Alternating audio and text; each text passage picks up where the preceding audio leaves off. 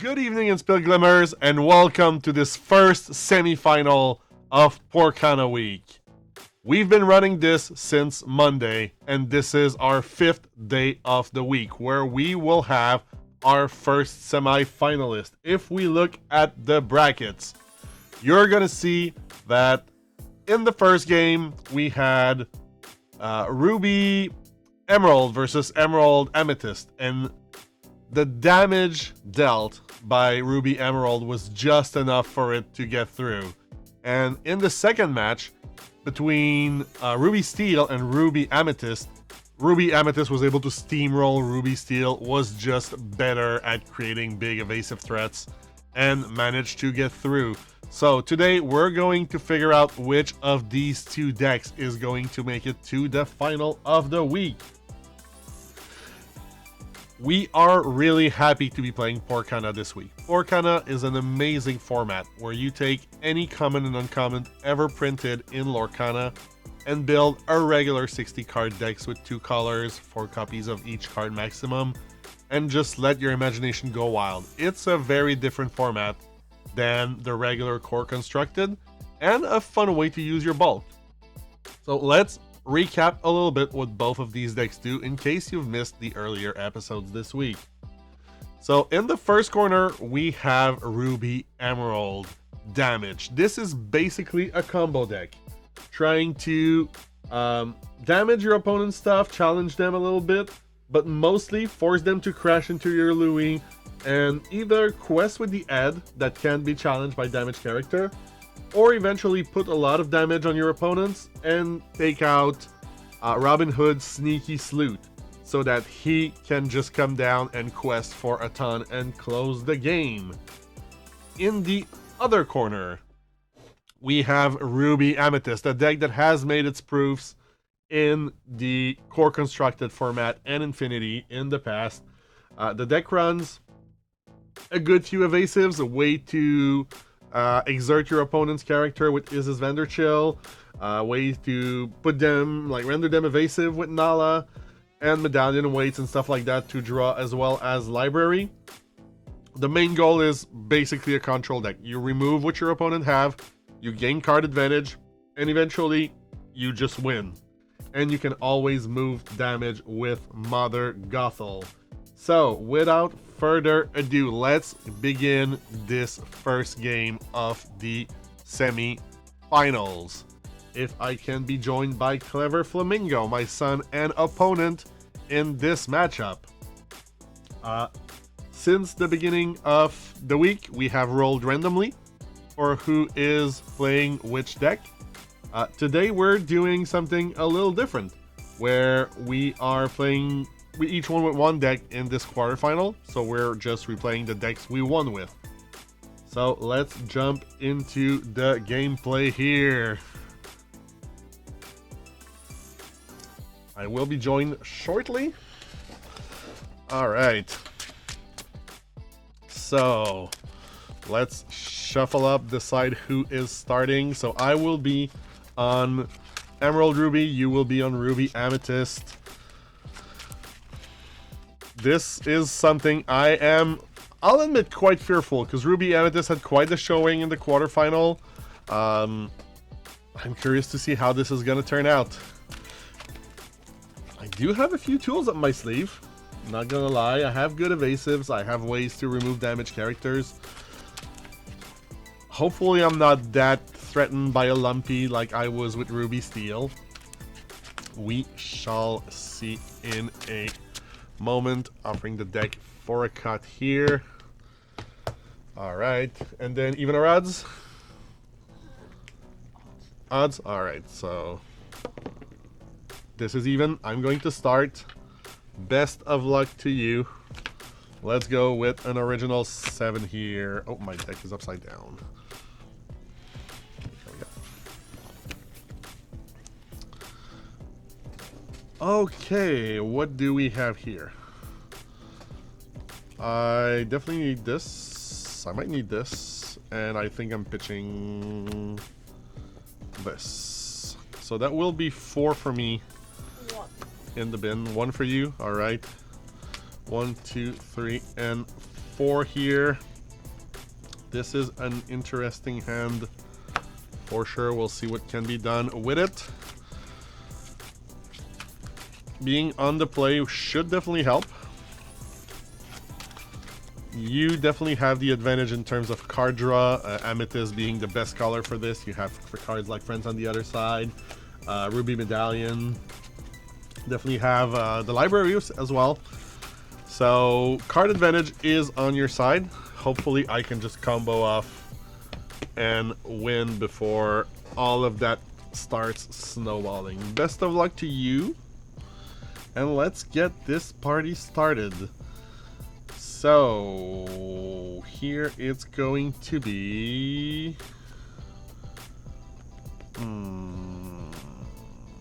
Robin Hood into Tinkerbell pass turn. So Tinkerbell, a 1-drop 3/1. Not much to her, she's just pretty big. And Olaf on your side. Olaf, whenever he leaves the play area, yeah, it's leave play, it's banished, so whenever he leaves play you can return one of your character to your hand. You may return it, it's not forced. Here we're gonna ink a second Tinkerbell and play a Brooklyn, second in command. 3/2 evasive, but if I have 3 cards or more in my hand, he does not ready. And I will pass the turn over to you. Very, very curious to see how this is gonna turn out. But at least now I can challenge evasive. There's a lumpy in the ink. I'm happy to see that. Ooh, and this is a big threat. Scrooge McDuck that can boost and become bigger and bigger and bigger every single turn. Whatever shall I do to challenge that? I mean, a good way to deal with that would obviously be to put down an Emerald Chromicon. And then to go questing for one with Brooklyn. Go ahead. So Emerald Chromicon, if anyone doesn't know what this does, during Flamingo's turn, if he banishes one of my characters, I get to return any character to its owner's hand. Can be one of mine, can be one of his. We'll see how that turns out. For 3 here, Mother Gothel, so whenever one of your characters challenge, you may move 1 damage counter from chosen character to chosen opposing character.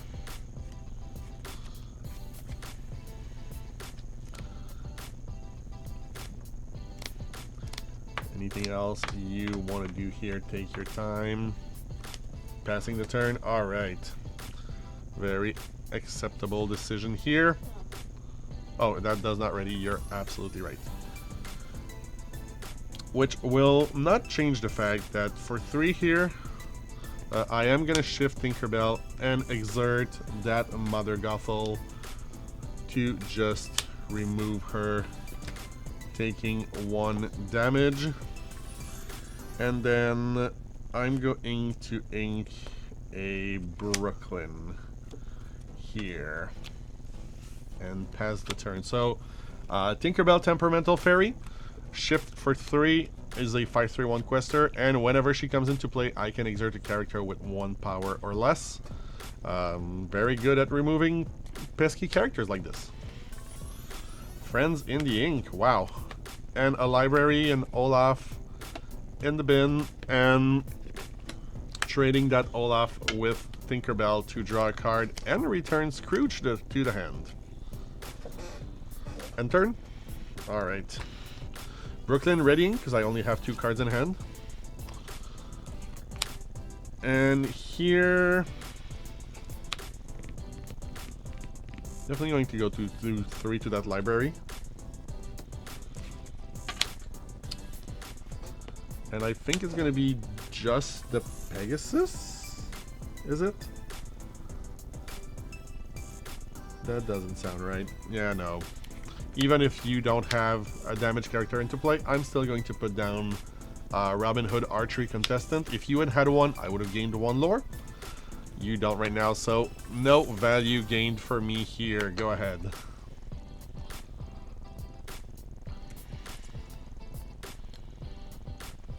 what are we seeing? We're seeing Moana go to the ink, Slushy coming down, and Olaf returning. Sounds about right. Oops. You good? Yeah, alright. Whoa, sorry. I'm gonna draw for turn. Oh. Huh. What do I do with that?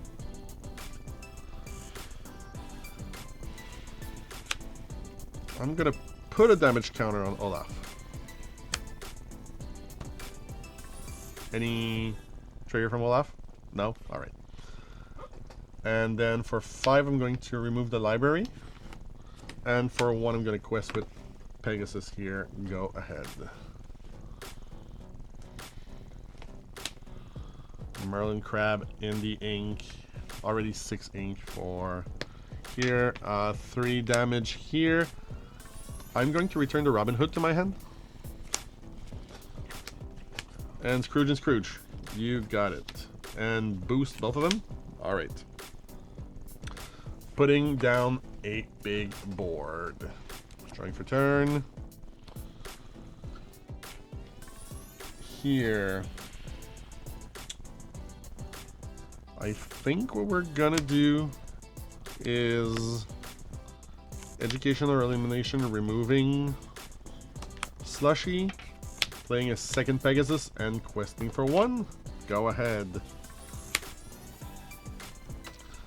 So now the Scrooge making it really hard for me to work with Chromicon efficiently, because obviously if I bounce the Scrooges, you're going to get those cards back to your hand with the boosted cards on top of it. And now everyone is on the library, so this is going to be a hard game to win. Especially if I keep drawing only Pegasi. Go ahead. 1 from the library here, 2 Scrooge McDucks on the field. This is looking dire, my friends. Ghostly Tail. Not really useful if you don't have Evasives to work with. Is this Vanderchill coming down, exerting one of my characters? It's going to be the Pegasus, boosting those Scrooges to enormous sizes. Questing for 2. Can I outrace this? This is definitely something. So I'll play Malicious, Mean, and Scary, putting a damage everywhere. Quest for 3. Trying to find that big Robin that would allow me to quest for really, really a lot of cards. If I can manage to get him. But for now, this is not looking great. Magic Broom here. Putting him on the library. Magic Broom really good in the library, because if you play another character and banish him, you're going to be able to basically draw 2 cards. Here, quest for 3, going to 11. Can I find something? Hey! Exactly the Robin Hood I was looking for. So +1 lore for each character of yours that has at least 1 damage on it. Gotta go quest for 3. I doubt it will be enough though. He is coming down too late, and your characters are just, let's admit it, too big. What did you get? Oh, another broom. Yep. Quest for 1. There you go. Play the broom, banish the broom, draw 2 cards.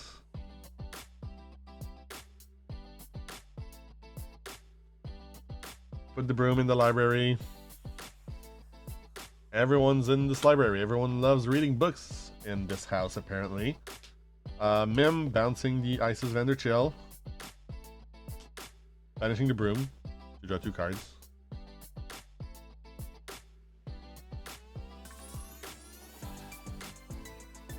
Inking Nala to play Isis Vanderchill.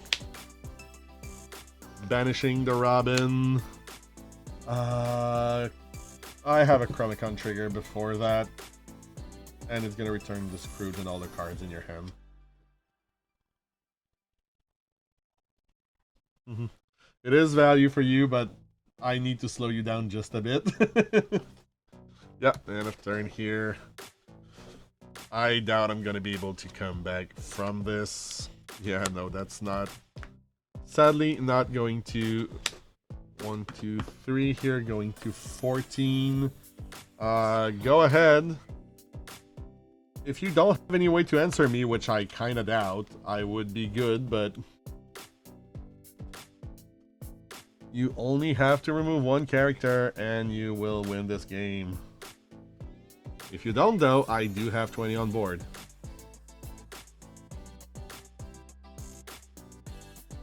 So let's see what is going to happen. Somewhat tense end of the game, even though it went really fast. Queen of Hearts in the ink. Questing for 2 here, going to 16. Isis on the Ed, removing the Ed, there we go. And I don't think there's anything in my deck that can save me here. Do I do anything with Chromicon? That's a good question. I'll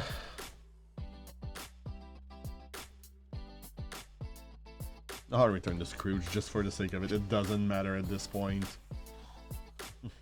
Yeah, have all the cards. You're winning already.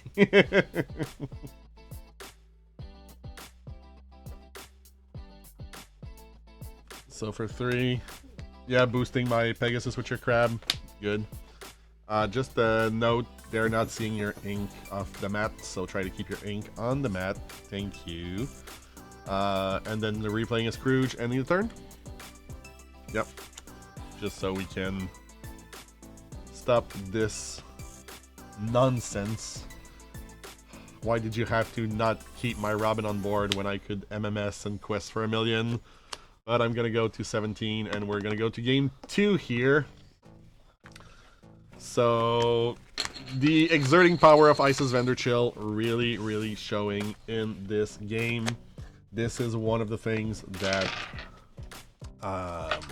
Ruby Amethyst does really well. It has big characters, it can exert your opposing characters, and can get evasive. The library really is a problem as well, so we will see what we can do to deal with that. Also, I have to note the cards we're playing as we're doing that. I haven't been doing this game 1. New addition to the recording setup. Need to get used to it. But let's get ready for game 2 here as we quickly look at your Ruby Amethyst deck that won game 1 here. Really, Isis Vanderchill being able to come in, come out, re-come in with the help of Madam M Snakes and the likes. Just doing a good job. And of course, Scrooge McDuck getting really big, really fast for a 2-drop is somewhat hard to deal with when I don't have my damage removal. One of the things we might change to this deck going forward is putting some of the Wake Up Alice that can return damaged character to their owner's hand. Let me just quickly give this a shuffle. There we go. Alright, game 2, I shall start. 7 here. Okay, this is interesting. This, I think this is gonna be a full keep for me.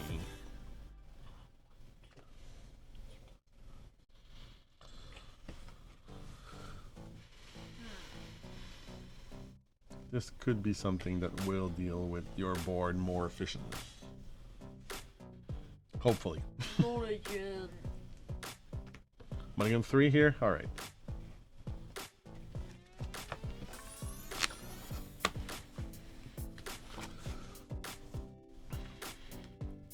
You can do this. Alright, so no, it is a very hard matchup, I think, for Ruby Emerald. Trying to get against Ruby Amethyst, which will exert your key pieces of your combo-like strategy. Ready to start. Let me just cut this. And we will ink Pegasus to play a Tinkerbell. So, Tinkerbell, go ahead.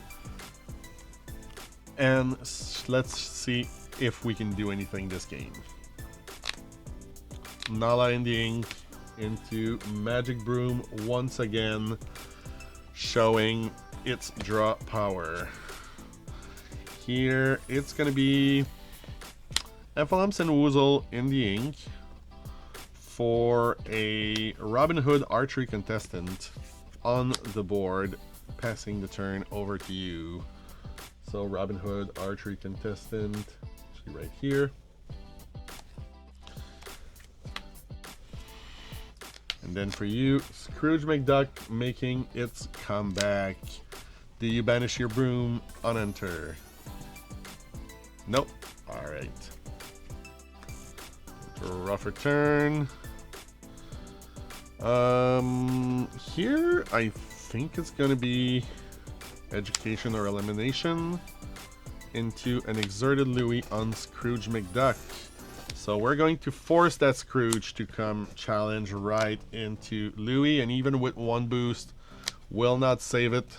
Go ahead.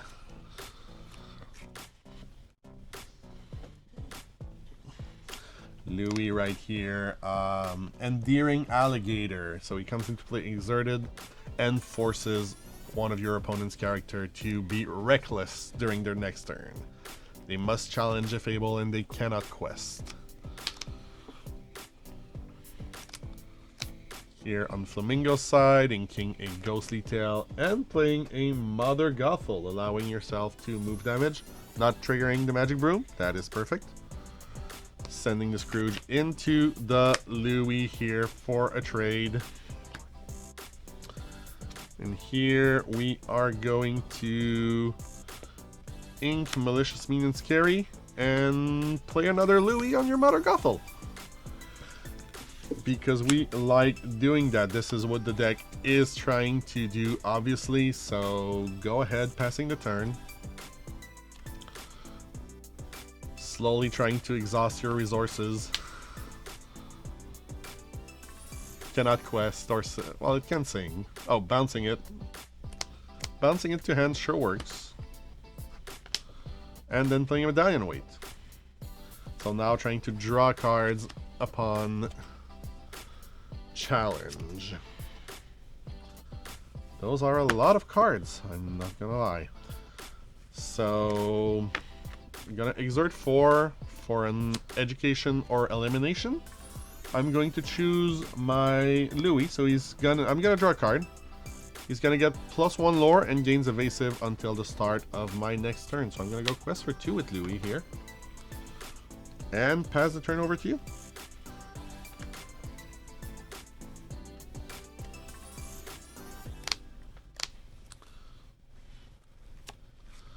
You still have the card advantage. Oh, questing for 1 with the broom. I think we're finally going to see that broom leaving the field for a card.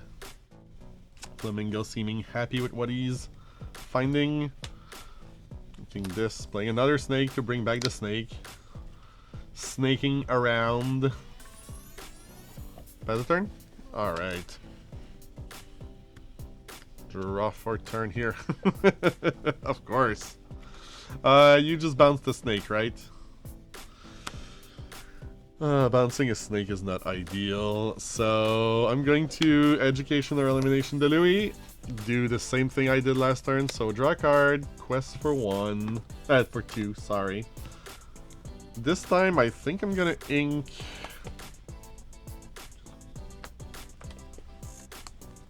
do I want to ink this? Or this? I think I'm gonna ink this here and pass the turn. So that's a big cupper. 8-5 rush reckless, has to attack every single turn if he can. Right now he cannot attack Louis. Louis is evasive thanks to education or elimination. We will take that. And we shall draw for turn.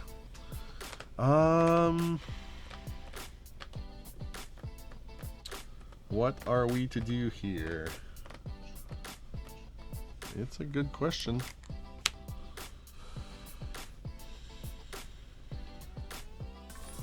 This would be helpful.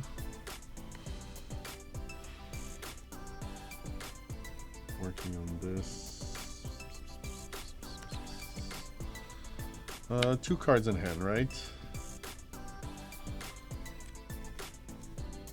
And if you challenge, you're going to use the medallion away, draw a card. One of those cards is a snake. Need to be mindful of that. I'm going to play Brooklyn here. So Brooklyn on my side, Copper on yours, just so we can keep track of that. And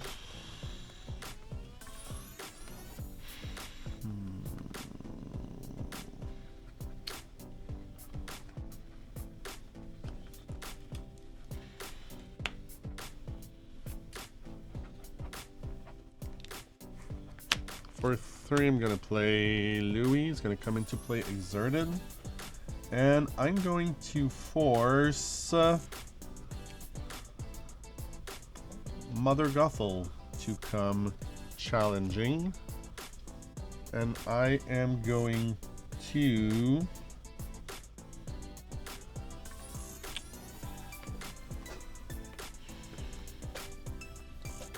quest for 2 here. Go ahead.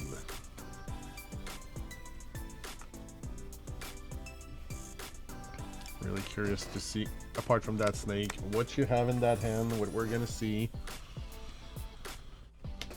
So Isis on Robin. Not a bad play for sure.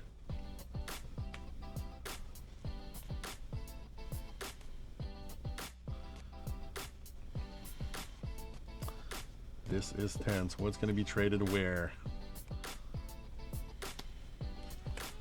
So using the medallion weight on Mother Gothel to remove Robin. That's fine. Drawing yourself a card. Copper has to attack. Removing Louis. Moving a damage onto Brooklyn. That is fine.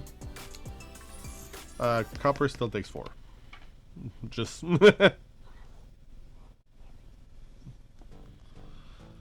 Madame Mim on Louis. That's going to banish Madame Mim.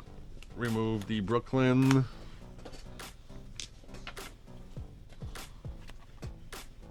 Passing the turn. Alright. Draw a card. Here for 5, it's going to be Mushu. Removing that copper. Passing the turn over to you. What will we be doing here? That Mother Gothel still being around is annoying, not going to lie. And with Slushy being around, definitely not helping. Isis, Madame Mim to be able to replay Isis next turn. So whatever I play will be facing some serious damage next turn, so might as well quest with Mushu right now, since it will be the favorite target here.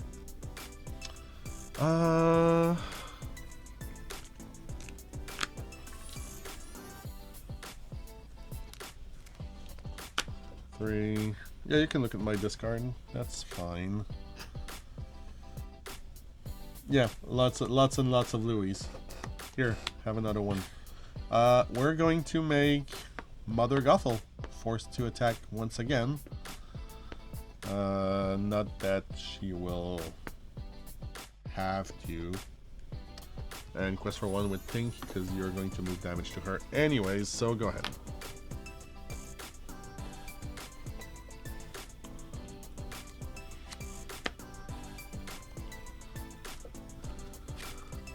I don't feel like this deck really has the legs to beat Ruby Amethyst, if I'm being completely honest here. Between the Medallion Weights and Library, you draw way too many cards, and that's not even counting friends on the other side. Here I still have a Louis as my card play. You have Moana. there. Louis. There we go. And Moana for you. That's good. And Scrooge. All right. Still learning to do all of these things at once. Slushy here for 3 damage.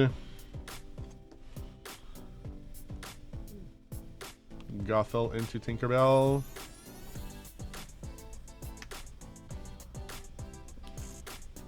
Alright.